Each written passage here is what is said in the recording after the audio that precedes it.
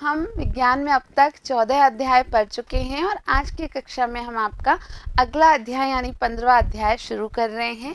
और इस अध्याय का नाम है हमारे चारों ओर की वायु या हमारे चारों ओर वायु। तो यह अध्याय भी बहुत ही अच्छा अध्याय है। जिस प्रकार पिछला अध्याय जल के बारे में था, जल के बारे में हमने कई सारी बातें की, इस अध्याय में हम हमारे वातावरण में उपस्थित वायु के बारे में चर्चा करेंगे। तो चलिए बच्चों शुरू करते हैं। तो यहाँ महत्वपूर्ण ये है कि आप जानते हैं कि आपके चारों ओर वायु उपस्थित है। आपने वायु की उपस्थिति कई तरीकों से अनुभव की होगी। आप जानते हैं कि हमारे हर तरफ वायु उपस्थित है। अब ये वायु वास्तव में हमें दिखाई तो नहीं देती है। आप जानते हैं कि वायु है लेकिन ये हमें दिखाई नहीं देती है। तो कैसे पता चलता है? तो कुछ उदाहरण यहाँ सामने हैं। आप इसे तब अनुभव करते हैं जब पेड़ों की पत्तियाँ खड़खड़ाती हैं, यहाँ वो हिलती हुई दिखती हैं। इसके अलावा जब कपड़े सुखाने वाले तार पर लटके कपड़े धीरे धीरे हिलते हुए नज़र आते हैं। लेकिन क्या जब पत्तियां नहीं हिलती या अगर सुखाए गए कपड़े नहीं हिलते तब वहाँ वायु नहीं होती है? वहाँ भी वायु होती है। सदैव हमारे आसपास के वातावरण में वायु उपस्थित होती है। तो ये तो प्रत्यक्ष उदाहरण है जहाँ आप वायु को देख पाते हैं। इसके अलावा इस प्रकार की फिरकी आपने भी अवश्य बनाई होगी। इस प्रकार से आप खेले होंगे ऐसे अलग अलग प्रकार के पंखे या फिरकी बनाकर, और इनको जब आप चलाते हैं तो ये काफ़ी तेज़ी से घूमते हैं। और वो किस कारण होता है? वायु की उपस्थिति के कारण ही होता है। वात सूचक यहाँ जो दिखाया गया है ये एक वात सूचक है। यह उस दिशा में रुक जाता है जिसमें कि उस स्थान पर वायु चल रही होती है। किसी विशेष स्थान पर जिस दिशा में भी वायु चल रही होती है, ऐसा वात सूचक यंत्र उस दिशा की ओर रुक जाता है। तो वायु है ये हम सब जानते हैं। हमारे चारों ओर प्रत्येक जगह पर वायु उपस्थित है। अब एक छोटा सा आपको क्रियाकलाप करना है यह जानने के लिए कि क्या वायु हमारे चारों ओर या हर जगह उपस्थित है। क्या हर वो स्थान जहाँ हम हैं वहाँ वायु होती है? तो ये जानने के लिए आप एक छोटा सा क्रियाकलाप कर सकते हैं। इस क्रियाकलाप में आपको क्या करना है कि इस प्रकार एक पात्र में आपको पानी लेना है। इस पानी में एक खाली बोतल को आपको बिल्कुल उल्टा करके डालना है जैसा इस पहली परिस्थिति में दिखाया गया है। अब आप देखिए कि क्या यहाँ इस परिस्थिति में जब इस बोतल को आप बिल्कुल उल्टा करके डाल रहे हैं क्या पानी अंदर जा पा रहा है? तो आप पाएंगे कि इस स्थिति में पानी अंदर नहीं जा पाता है। अब दूसरी स्थिति देखिए आप, यहाँ क्या किया गया कि इस बोतल को थोड़ा सा टेढ़ा किया गया। जो पात्र था उसमें बोतल डाली गई, उल्टे से थोड़ी सी टेढ़ी की गई, और तब आप क्या देखेंगे तो आपको दिखाई देगा कि यहाँ कुछ बुलबुले यहाँ निकल रहे हैं। आपको इस पूरे प्रक्रम में ये नज़र आएगा कि जैसे आप बोतल को टेढ़ी करते हैं पानी बोतल के अंदर जाने लगता है और बाहर की तरफ आपको कई सारे बुलबुले नज़र आने लगते हैं। तो क्या आप बोतल में से कुछ बुलबुले बाहर आते देखते हैं या बुदबुदाहट सुनाई देती है? तो जब आप ऐसा करेंगे तो आपको अवश्य ही ये नज़र आएगा कि कुछ बुलबुले बाहर आएंगे या फिर कुछ बुदबुदाहट सी आपको सुनाई देने लगेगी। क्या अब आप अनुमान लगा सकते हैं कि बोतल के अंदर क्या था? मुझे आशा है आप समझ पा रहे हैं कि हम इस क्रियाकलाप द्वारा क्या करना चाह रहे हैं। हम यह पता करना चाह रहे हैं कि उस बोतल के अंदर वायु उपस्थित थी। यह वायु है जो बोतल में उपस्थित थी। जब बोतल उल्टी स्थिति में होती है पानी बोतल में प्रवेश नहीं कर पाता क्योंकि वायु के निकलने के लिए वहाँ कोई जगह नहीं होती है। लेकिन जैसे ही बोतल को टेढ़ा किया जाता है, तिरछा किया जाता है, तब उस स्थिति में वायु बुलबुलों के रूप में बाहर आने लगती है और वायु के निकलने से जो स्थान खाली होता है उसी स्थान में पानी भरने लगता है और धीरे धीरे संपूर्ण वायु बाहर निकलती है और बोतल में पूरा पानी भर जाता है। इससे हमें पता चलता है कि वायु स्थान घेरती है। तो ये एक महत्वपूर्ण क्रियाकलाप है बच्चों। आपको यहाँ यह पता चल रहा है कि वायु हर जगह विद्यमान है और साथ के साथ वायु वायु स्थान भी घेरती है। वायु का कोई रंग नहीं होता है, ध्यान रखना है हमें कि वायु रंगहीन होती है, इसका कोई भी रंग नहीं होता है। हम इसके आर पार देख सकते हैं, यानी कि यह कैसी होती है, पारदर्शी होती है। हम पढ़ के आए हैं बच्चों कि जिन चीज़ों के आर पार देखा जा सकता है उन्हें पारदर्शी कहते हैं, और वायु के आर पार आसानी से देखा जा सकता है, इसलिए यह भी कैसी होती है, पारदर्शी होती है। पृथ्वी वायु की एक पतली परत से घिरी हुई है, इसे ही हम वायुमंडल कहते हैं। इस परत का विस्तार पृथ्वी की सतह से कई किलोमीटर ऊपर तक है और इसे ही हम वायुमंडल कहते हैं। अब महत्वपूर्ण ये है कि जैसे जैसे हम वायुमंडल में पृथ्वी के तल से ऊपर की ओर जाते हैं, पृथ्वी के तल से ऊंचाई की ओर, ऊपर की ओर जैसे ही आप बढ़ते हैं, वैसे वैसे वायु की मात्रा कम होती जाती है, यानी वायु विरल होती जाती है। यहाँ आप देख सकते हैं इस पर्वतारोही को, ये एक उदाहरण है। वैसे भी आप जानते हैं कि कोई भी पर्वतारोही जब पर्वतारोहण के लिए जाता है, यानी वो पृथ्वी की सतह से ऊंचाई की ओर बढ़ रहा है, पर्वतारोहण के लिए जा रहा है, यानी वो ऊपर की ओर जा रहा है, ऊंचाई की ओर जा रहा है, तो वहाँ पर वो इस तरीके से ऑक्सीजन सिलेंडर लेकर के जाते हैं ताकि उन्हें श्वसन की प्रक्रिया में तकलीफ ना हो, श्वसन की संबंधी कोई कठिनाई उनको ना हो, क्योंकि ये स्पष्ट है कि ऊंचाई पर जाने पर धीरे धीरे वायु की मात्रा में कमी आती जाती है। आगे चलते हैं बच्चों। वायु किससे बनी है? वास्तव में जिसे हम वायु कह रहे हैं वो है क्या, वो किससे मिलकर के बनी है? वायु अनेक गैसों का एक मिश्रण है। आपको ध्यान रखना है बच्चों कि जब हम वायु का नाम लेते तो हम किसी एक गैस की बात नहीं कर रहे हैं, हम उन सभी गैसों की बात कर रहे हैं जो हमारे वायुमंडल में उपस्थित होती है, वो सभी मिलकर वायु को बनाती हैं। तो उनमें से एक है जलवाष्प। जलवाष्प एक महत्वपूर्ण हिस्सा है हमारी वायु का। तो वायु में जलवाष्प विद्यमान होती है, ये बात हम पहले ही जान चुके हैं पिछले अध्याय में। प्रकृति में जल चक्र के लिए वायु में जलवाष्प की उपस्थिति होना अनिवार्य है। तो बच्चों साधारण सी बात है कि जो हमने पिछले अध्याय में पढ़ा जलवाष्प के बारे में, वो आपको यहाँ भी ध्यान रखना है। ऑक्सीजन, ऑक्सीजन बहुत महत्वपूर्ण है। हम जानते हैं कि सभी सजीवों को श्वसन की क्रिया के लिए ऑक्सीजन की आवश्यकता होती है।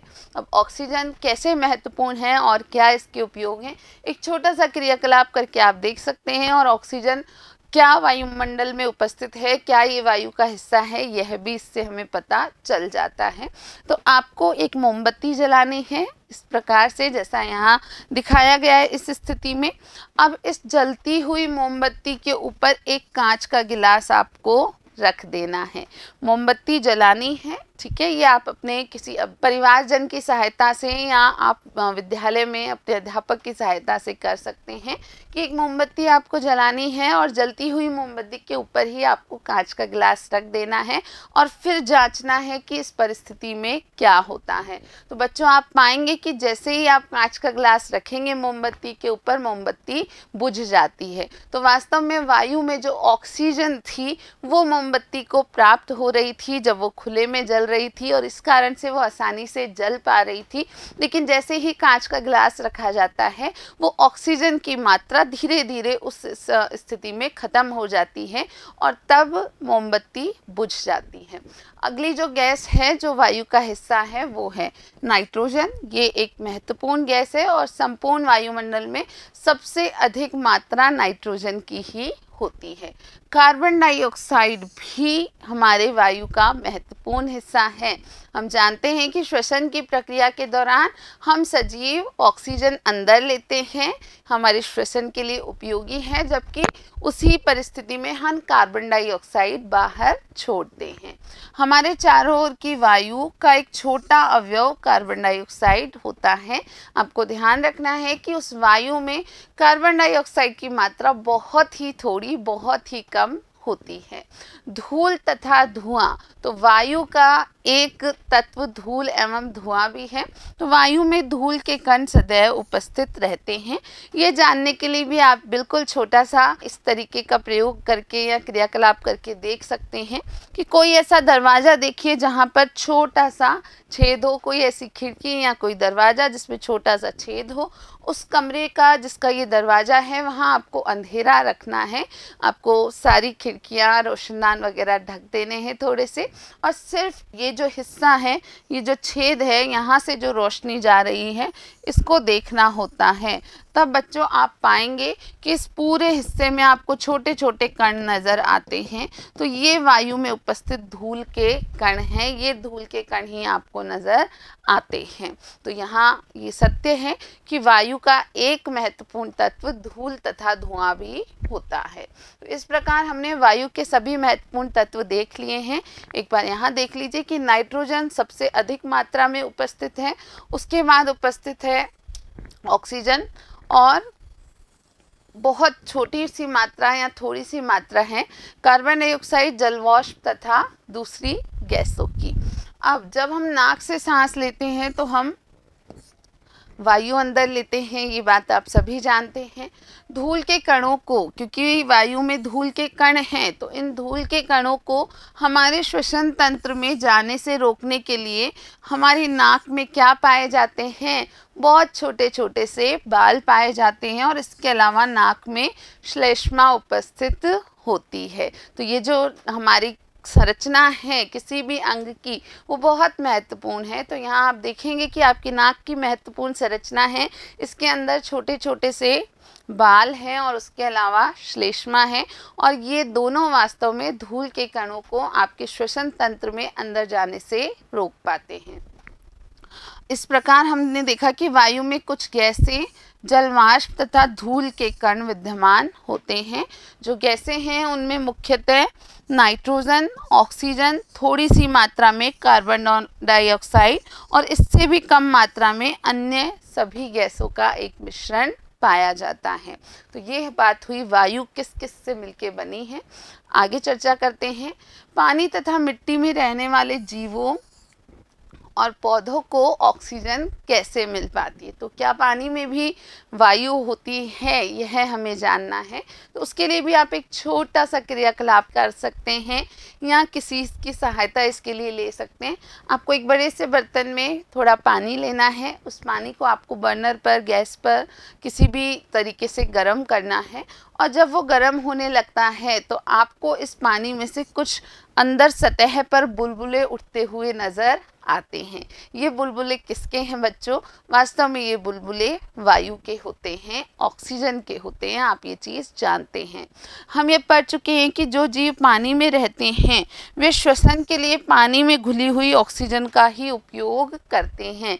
यह चर्चा हम कर चुके हैं बच्चों कि जो जीव पानी में रहते हैं, जो पौधे, जो जानवर पानी में रहते हैं, वे सभी पानी में घुली हुई ऑक्सीजन का उपयोग ही श्वसन के लिए करते हैं। अतः ये स्पष्ट है कि पानी में आपको वायु उपस्थित होती है, यह आप जान चुके हैं।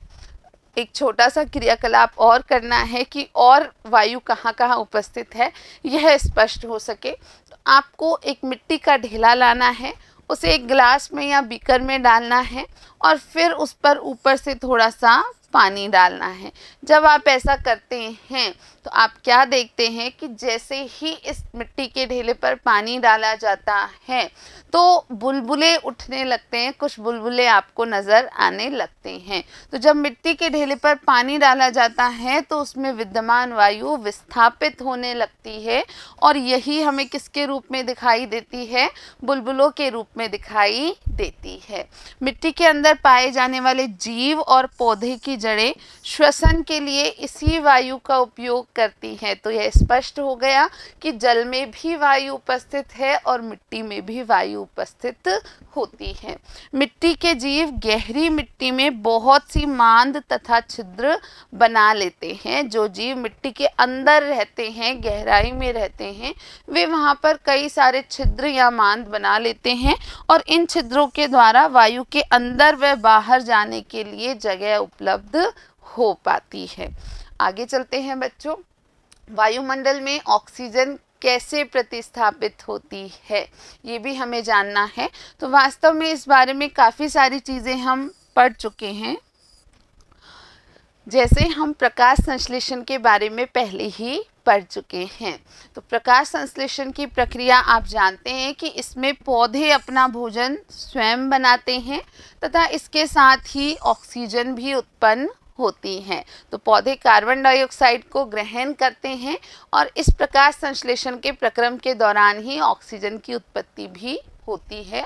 पौधे श्वसन में ऑक्सीजन का उपयोग करते हैं, क्योंकि पौधे भी सजीव हैं तो वे भी श्वसन के लिए ऑक्सीजन का उपयोग करते हैं, परंतु उपयोग की गई ऑक्सीजन की तुलना में वे अधिक ऑक्सीजन उत्पन्न करते हैं। तो महत्वपूर्ण ये है कि सिर्फ पौधे ही ऐसे जीव हैं जो यद्यपि वातावरण से ऑक्सीजन लेते हैं लेकिन पुनः वातावरण में ऑक्सीजन का उत्सर्जन एक विशेष प्रक्रम के द्वारा यानी प्रकाश संश्लेषण के द्वारा करते हैं।